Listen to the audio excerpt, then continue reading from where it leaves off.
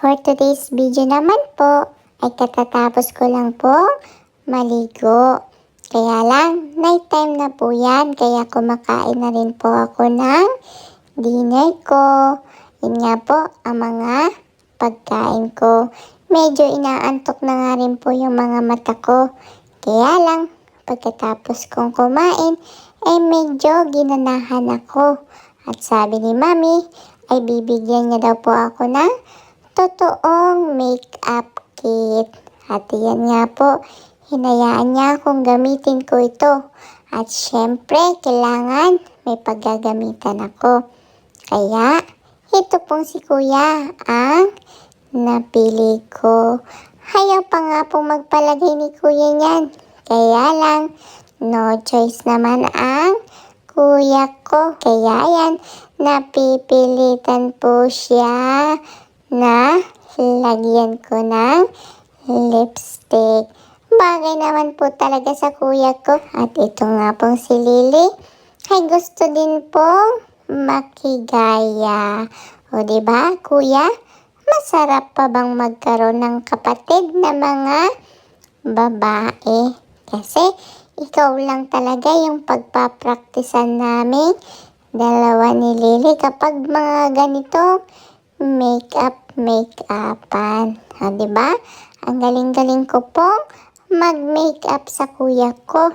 Kasi nakikita ko po na ganyan ang ginagawa ng mami ko kapag naglalagay siya.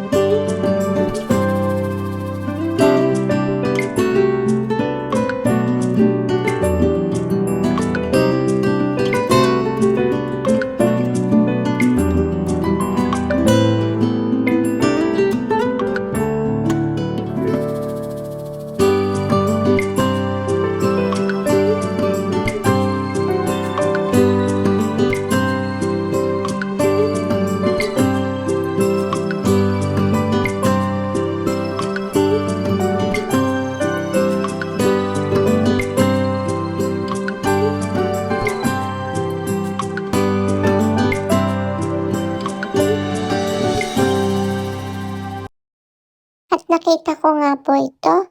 Tinanong ko si Mami kung para saan to. Pero sabi ni Mami, eye glue daw po yan para sa fake eyelashes. Gumagamit po kasi si Mami ng fake eyelashes kapag mga bigating okasyon ang mga pinupuntahan niya. Katulad na nga rin po nito, eyeliner. Naglalagay lang din nito si Mami kapag todo makeup talaga ang ginagawa niya. Kaya ayan, nilagyan ko din po si Kuya at parang mali naman po ang pagkakalagay ko kasi tingnan nyo naman po yung naging hitsura ng Kuya ko. Medyo nagulat pa nga po si Kuya sa hitsura niya nung nakita niya sa salamin. At ito nga pong sumunod ay itong mascara naman po. Parang lalo kong napapapangit si Kuya dito sa mga pinaglalagay ko. Kasi sa halip naging maganda siya, ay mukhang naging pang Halloween. Parang late na itong pagme-makeup ko. Dapat ginawa ko po ito nung mag-Halloween kami para libre makeup na si Kuya. Palagay nyo, magaling na po ba akong mag-makeup niyan? Tapos ko na po siyang ayusan. At syempre, pagkatapos ko siyang ayusan, hindi naman ako papayag na si Kuya lang ang maganda. Kaya, dapat maganda din po ako. Pero ako na lang po mag-isa ang mag-aayos sa sarili ko.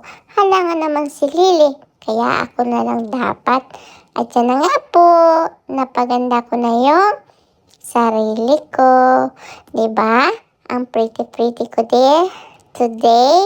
At feel na feel ko po yung makeup ko. Pero syempre, hindi ako papayag na kami lang ang maganda. Kaya, dapat si daddy din. Kaya lang, ayaw naman po magpa-video ng daddy ko. Kaya kahit minake-upan ko siya, ay hindi niyo na po makikita kasi ayaw niyang ipa-video siya. Kaya ayan, pagkatapos po ay kumain na lang po ako dito. Kasi nakakagutom po pala kapag madami kang customer. Kaya ayan, kain-kain na po ako dito ng pagkain ko po. Kain po tayo. At pagkatapos ko nga po kumain ay nakipaglaro na po ako sa baby doll ko. Kaya kayong mga nanay, huwag niyo pong kalilimutang alagaan ang sarili niyo at magpaganda lagi.